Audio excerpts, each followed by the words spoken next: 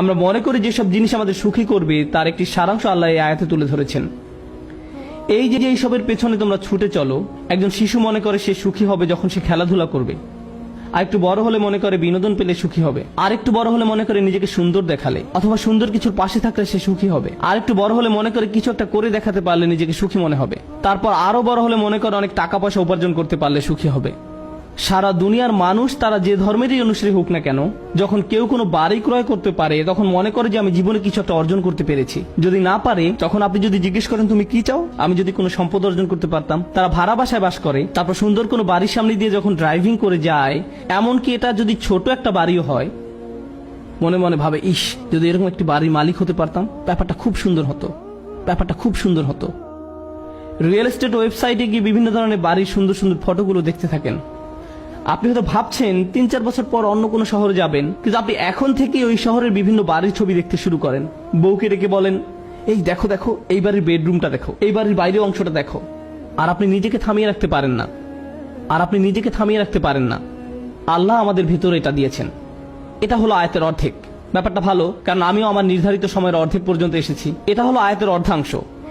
এই দুনিয়ায় আমি আপনি যে সব কিছুর পেছনে ছুটে চলি, এই অর্ধাংশে আল্লাহ তার একটা সারাংশ তুলে ধরেছেন। দ্বিতীয় অংশে আল্লাহ এই বিষয়গুলোকে একটা কিছুর সাথে তুলনা করেছেন। আমি আশা করছি আপনারা গভীর মনোযোগ দিয়ে শুনবেন। আমি জানি সাউন্ড সিস্টেমে প্রচুর সমস্যা হচ্ছে, আমি আশা করছি আপনারা শেষ অংশটুকু মনোযোগ দিয়ে শুনবেন, কারণ সুখের সন্ধানে ছুটে চলা এই বিষয়গুলোর জন্য এই অংশেই রয়েছে আল্লাহর পক্ষ থেকে হিদায়েত বা পথ নির্দেশনা। আল্লাহ বলছেন কামাসালিল গাইসি আজাবাল কুফফারা নাবাতুহু। দুনিয়ার উপমা হলো বৃষ্টির মতো। আরবিতে বৃষ্টির জন্য যে শব্দটি ব্যবহৃত হয় তা হলো মাতার, কিন্তু গাইস শব্দের অর্থ হলো পরিমাণ মতো বৃষ্টি। এত বেশি নয় যার ফলে জমিনে বন্যা সৃষ্টি হয়, আবার এত কমও নয় যার কারণে জমিনে গাছ জন্মাবে না। একেবারে পরিমাণ মতো বৃষ্টি। আর এই ধরনের বৃষ্টিকে বলা হয় গাইস। এই জন্য যখন আমরা আল্লাহর কাছে বৃষ্টির জন্য দোয়া করি, আমরা সালাতুল ইস্তিগফার আদায় করি। কারণ আমরা যেমন তেমন বৃষ্টির জন্য দোয়া করছি না, আমরা দোয়া করছি গাইসের জন্য। আমরা পরিমাণ মতো বৃষ্টির জন্য দোয়া করছি, কারণ খারাপ বৃষ্টির কারণে মানুষ মারা যেতে পারে, বন্যা হয়ে যেতে পারে, এই বন্যা আপনাকে মেরে ফেলতে পারে। আল্লাহ আকাশ থেকে পাথর বৃষ্টিও বর্ষণ করতে পারেন। তাই আপনি গাইস চাইবেন যে বৃষ্টি প্রাণের সঞ্চার করে। তো আল্লাহ বলছেন দুনিয়ার যেসব কিছুর পেছনে তোমরা ছুটে চলো তার উপমা হলো পরিমাণ মতো বৃষ্টির মতো। আজাবাল কুফফারা নাবাতুহু।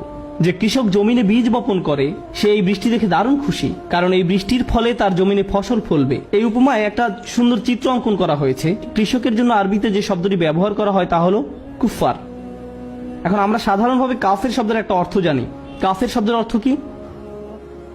অবিশ্বাসী। কিন্তু এই আয়াতে কাফের শব্দের অর্থ এটা নয়। সূরা হাদীদের এই আয়াতে কুফফার শব্দের অর্থ হলো যে জমিনে বীজ লুকিয়ে রাখে। এই কুফফার শব্দের শাব্দিক অর্থ একজন অবিশ্বাসীকে এই জন্য কাফের বলা হয় কারণ সে সত্যকে লুকিয়ে রাখে, এই জন্যই তাকে কাফের বলা হয়। যাই হোক, একজন কৃষককে সারা বছর ধরে অনেক পরিশ্রম করতে হয়। সর্বপ্রথম কোন কাজটা তাদেরকে করতে হয়? বীজ বপন করতে হয়, এটাই প্রথম কাজ।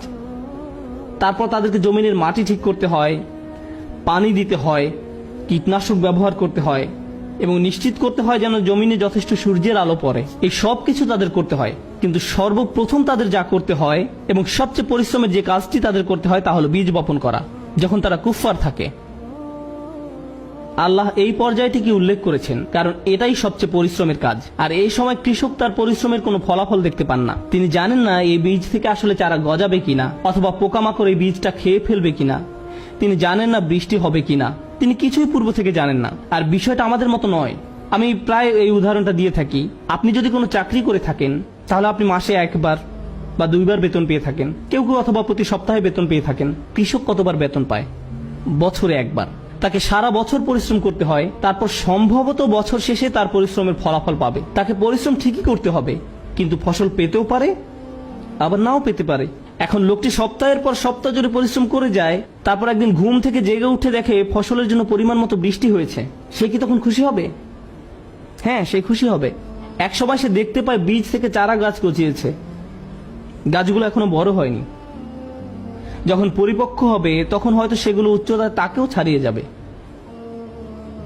কিন্তু এখন সেগুলো সবেমাত্র গজিয়েছে আর তাতেই সে অত্যন্ত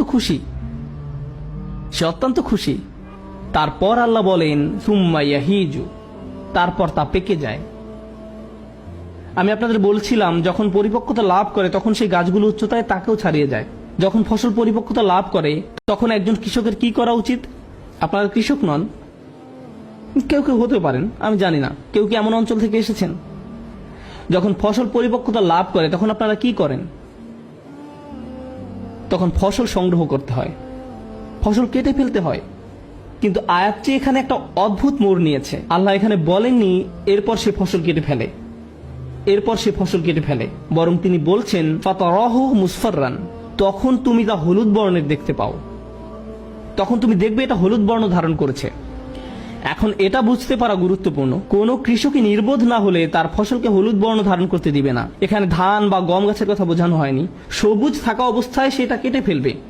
যখন এটা ফ্রেশ থাকে, হলুদ বর্ণ ধারণ করা মানে গাছ মরে গেছে বা মরে যাওয়ার পথে আছে। তারপর আল্লাহ বলেন সুম্মা ইয়াকুনু হুতামান, এরপর তা হুতাম বা খড়কুটা হয়ে যায়। হুতাম হলো যা জমিনে খড়কুটা হয়ে পড়ে থাকে, যার প্রতি আমাদের কোনো মনোযোগ নেই।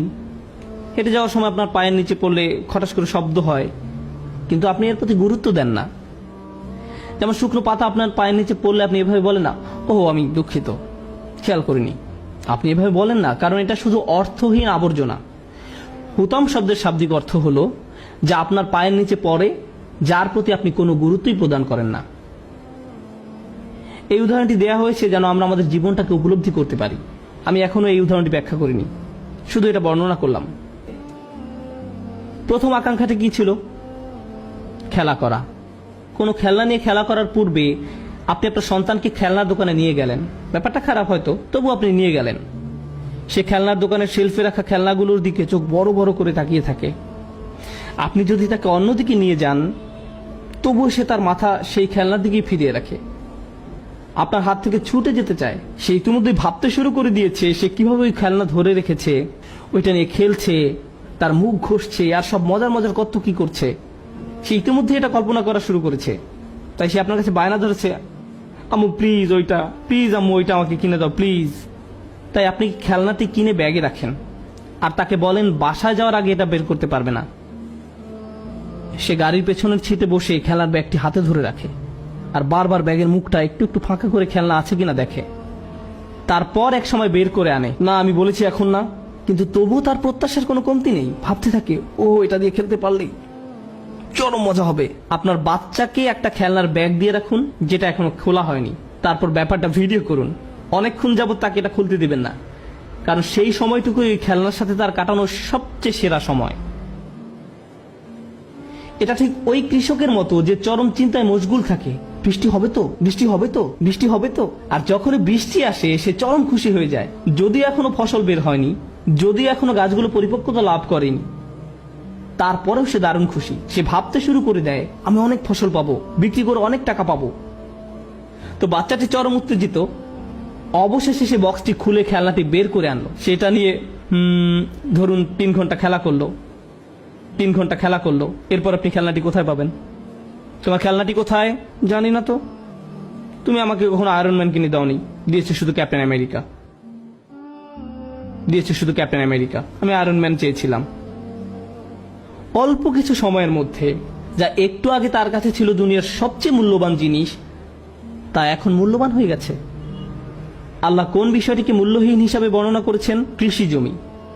খেলনাটার জন্য সে এত লালায়িত ছিল, যখন সে পেল ভালোভাবে এটা থেকে উপকারও নেয়নি। কিছু সময়ের মধ্যেই তার কাছে এটা মূল্যহীন।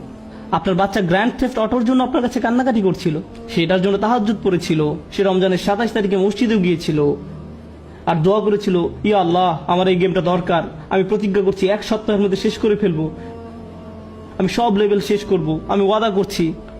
অবশেষে সে গেমটা পেলো, সে পুরো গেমটা খেলা শেষ করলো। তারপর একদিন আপনি রান্নাঘরে আপনার পায়ের নিচে একটা সিঁড়ি পড়ে থাকতে দেখলেন। এই সিঁড়িটা এখানে কোত্থেকে এলো? আমি না তোমাকে এটা কিনে দিয়েছিলাম? এটা তেমন ভালো লাগেনি, আগেরটা এর চেয়ে ভালো ছিল। বিনোদনের ক্ষেত্রেও এমন ঘুরতে দেখা যায়। নতুন মুভি আসলে সিনেমা হলের সামনে বিশাল লাইন দেখা যায়, যেটা হজের ভিসার লাইনে দাঁড়ানোর চেয়েও লম্বা লাইন হয়। মুভিটা দেখার জন্য মানুষ বাইরে অপেক্ষা করতে থাকে।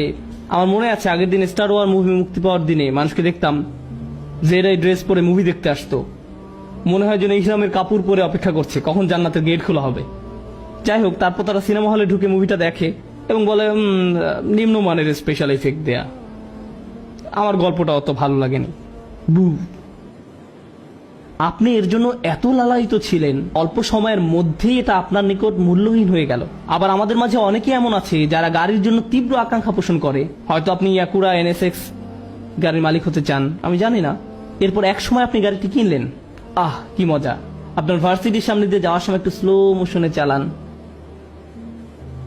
কার ওয়াশের কাছে একটু বেশি আসা যাওয়া করেন। তারপর পরের বছর নতুন মডেলের গাড়ি বাজারে আসলো, এখন হঠাৎ করে আপনি গাড়ি হেডলাইট একটু নিচু করে রাখেন, গাড়িটি এখন খুব কুৎসিত মনে হয়, এটি এখন আর রাস্তায় চলাচলের যোগ্য নয়, গাড়ির ভিতর থাকলে নিজের উপর খুব রাগ হয়, এটি এখন মূল্যহীন আপনার কাছে। বাসায় বড়দের ক্ষেত্রেও এমন হয়। মাত্র 15 সেকেন্ড বাকি আছে আমার। তারা বাড়ি কিনে বাসায় নতুন কেউ আসলে তাকে পুরো বাড়ি ঘুরে দেখায়, তাকে দেখায় এটা বয়লার রুম, এই হলো আমাদের বাথরুম, এই হলো ফার্স্ট বাথরুম। কেউ আপনার বাথরুম দেখতে চায় না,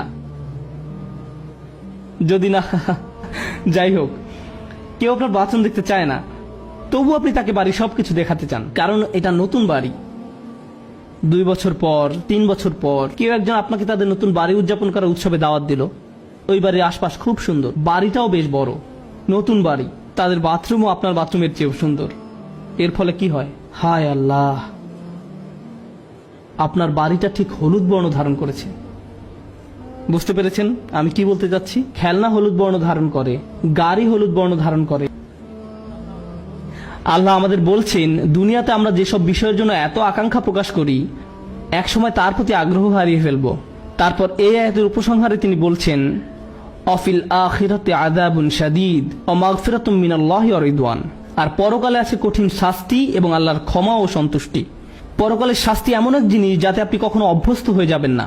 জাহান্নামের শাস্তি এমন নয় যে বারবার শাস্তি পাওয়ার দরুন একসময় তাতে অভ্যস্ত হয়ে যাবেন।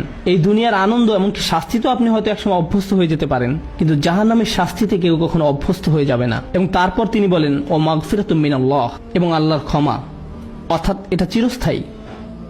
এবং সবশেষে বলছেন ওয়া রিদওয়ান, ও সন্তুষ্টি। তার অসাধারণ অলংকারিক বর্ণনা ভঙ্গির কারণে তিনি বলেননি ওয়া রিদওয়ানুম মিনাল্লাহ, তিনি শুধু বলছেন ওয়া রিদওয়ান, যার মানে হলো অবিশ্বাস্য সন্তুষ্টি। অবশেষে আপনি পুরোপুরি সন্তুষ্ট হয়ে যাবেন আর আপনার পরবর্তী জিনিসের জন্য উৎসুক হয়ে থাকবেন না। এই দুনিয়ায় যদি আপনি আয়রন ম্যান পান, সুপারম্যান বা যে মুভি দেখেন না কেন, হল থেকে বের হয়ে সেই পরবর্তীটার জন্য আপনি মুখিয়ে থাকেন। সরি স্ক্রিনে লাল কালিতে বলা হয়েছে আপনার সময় শেষ, প্লিজ থামুন। এটা শেষ পর্যন্ত ইমাম সিরাজ ও হাজের 5 মিনিটের মতোই হয়ে গেল। আমি তাকে খুব ভালোবাসি তো তাই তার অনুসরণ করি। যাই হোক, ওয়া মাগফিরাতুম মিনাল্লাহি ওয়া রিদওয়ান, আপনি অবশেষে সন্তুষ্ট হয়ে যাবেন। আমরা শেষ পর্যন্ত জান্নাতে গিয়ে প্রশান্ত হয়ে যাব। আপনি এই জীবনে কখনো পরিপূর্ণ শান্তি পাবেন না। এখানে আমরা সব সময় পরবর্তী চমকের জন্য অপেক্ষা করতে থাকবো, যতক্ষণ না মাটি দিয়ে আমাদের পাকস্থলী পূর্ণ করা হবে। তাই আল্লাহ বলেন, ওয়ামাল হায়াতুদ দুনিয়া ইল্লা মাতাউল গুরুর। এই একটি আয়াত, সূরা হাদীদের এই একটি আয়াতে পার্থিব জীবনকে সংজ্ঞায়িত করা হয়েছে। পার্থিব জীবন প্রতারণার উপকরণ বই কিছুই নয়। মানুষ মনে করে এই জিনিস পেলে তারা সুখ খুঁজে পাবে। মানুষ মনে করে তারা তাদের বিশাল প্রাসাদোপম বাড়িকে খুব পছন্দ করে, কিন্তু তার 90 বছর বয়সের সময় যখন তার সন্তান সেই বাড়ি ছেড়ে চলে যায়, তখন সেই বাড়ি তার জন্য আযাবে পরিণত হয়। এই বাড়ি আর তাদেরকে আনন্দ দেয় না। কোন যুবক সেই বাড়িতে গেলে ভাবে, ইস, আমি যদি এই বাড়িতে বসবাস করতে পারতাম। আর বৃদ্ধ মনে করে, আমি যদি এটা থেকে কোনোভাবে মুক্তি পেতাম, আমি এখানে থাকতে চাই না। সুবহানাল্লাহ। আল্লাহ আমাদেরকে সত্যিকারের সুখ এবং আনন্দ কি তা উপলব্ধি করা তৌফিক দান করুন, আর তার উপর সত্যিকারের বিশ্বাস এবং প্রত্যাশা নিয়ে সেই উপলব্ধিকে কাজে পরিণত করা তৌফিক দান করুন।